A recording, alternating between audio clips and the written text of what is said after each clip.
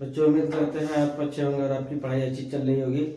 आज हम फिर हाजिर हैं एक अच्छे सबक के साथ जिसका नाम है निगार अजीम और आशियाना। निगार अजीम का ये सबक जो हमारे किताब में शामिल है बहुत अहम सबक है। और निगार अजीम वो अहद हाजिर के मशहूर अफसाना निगार हैं जिन्होंने उर्दू के साथ साथ ड्राइंग और पेंटिंग में एमए किया है। इन्होंने सादत हसन मंटू के ऊपर तनकीदी जायज़ा पेश करके जामिया मिलिया इस्लामिया से ये बड़ा जो है ओहदा हासिल किया था। और इन्होंने ख़वातीन के जज्बात और महसूसात पे अपने अफसानों को लिखा है। देखते हैं कि इस चैप्टर में जो अहम क्वेश्चंस हैं वो क्या क्या हो सकते हैं। तो आज हम ये निगार अजीम और आशियाना चैप्टर जो पढ़ने जा रहे हैं ये बहुत ही अहम है। देखते हैं इसके सवाल की तरफ जो अहम सवाल हैं जो हमारे एग्ज़ाम में आ सकते हैं। बहरहाल इस चैप्टर को याद रखना है कि निगार अजीम ही आशियाना के अफसाना निगार हैं। तो पहला क्वेश्चन है, पहला सवाल है निगार अजीम किस तरह मशहूर है। यानी निगार अजीम के बारे में पूछ रहा है कि आप किस तरीके से किस हैसियत से उर्दू अदबी दुनिया में मशहूर हैं। तो जवाब है उसका कि अफसाना निगार के तौर पे, यानी निगार अजीम अहद हाजिर की एक मशहूर अफसाना निगार है। उसका जवाब यहाँ मौजूद है। अगला सवाल देखते हैं कि निगार अजीम का असल नाम क्या है। इनका पूछ रहा है नाम के ये निगार अजीम तो है लेकिन ये निगार अजीम नाम है तो कैसा है, ये कलमी नाम है या असली नाम है। तो ये निगार अजीम असली नाम नहीं है बल्कि निगार अजीम का असली नाम मलिका महर निगार है। और निगार अजीम ये अदबी दुनिया में इस नाम से मशहूर है, मतलब ये कि इस नाम से ये लिखती हैं और ये कलमी नाम है इनका। अगला सवाल देखते हैं कि निगार अजीम का पहला अफसाना कौन है और कब शाये हुआ। निगार अजीम ने जो सबसे पहला अफसाना लिखा है वो कब लिखा है और वो कब शाये हुआ था। तो इसका जवाब है अक्स है उस अफसाने का नाम और ये 1990 में शाये हुआ था। निगार अजीम ने सबसे पहला अफसाना अक्स के नाम से लिखा जो 1990 में शाये हुआ था। आगे देखते हैं निगार अजीम का अफसाना गहन कब शाये हुआ था। निगार अजीम ने एक शानदार अफसाना लिखा है जिसका नाम गहन है। उसके ताल्लुक से पूछ रहा है कि ये कब शाये हुआ था। तो इसका जवाब है 1999। निगार अजीम ने गहन अफसाना जो लिखा था ये शाये हुआ था 1999 में। आगे देखते हैं कि निगार अजीम के सफ़रनामे का नाम क्या है। निगार अजीम ने जहाँ अफसाने लिखे हैं, जहाँ तनकीदी मैदान में बहुत सारी किताबें लिखी हैं, उन्होंने एक सफ़रनामे के नाम से किताब भी लिखी है जिसका नाम है गिरदे आवारगी। इन्होंने सफ़रनामे की किताब जो लिखी है उसका नाम है गिरदे आवारगी। आगे देखते हैं आशियाना का अफसाना निगार कौन है।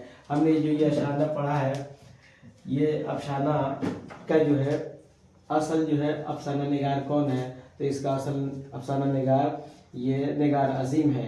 यानी आशियाना जो अफसाना हमारी किताब में हमारे निसाब में शामिल है तो इसके अफसाना निगार यानी आशियाना के लिखने वाले निगार अजीम है। जैसे अगला क्वेश्चन देखते हैं। अगला सवाल है कि आशियाना का असल किरदार कौन है।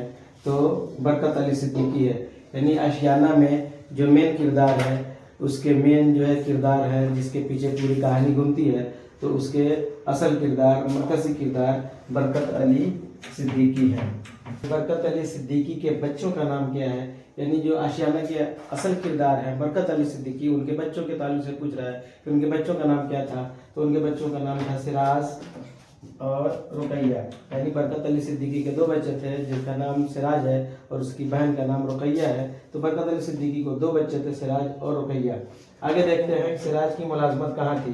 यानी बरकत अली सिद्दीकी के जो बच्चे हैं सिराज जिनकी मुलाजमत के ताल्लुक से पूछ रहा है तो उनकी मुलाजमत कहाँ थी। तो बेंगलौर, उनकी मुलाजमत बेंगलौर में थी।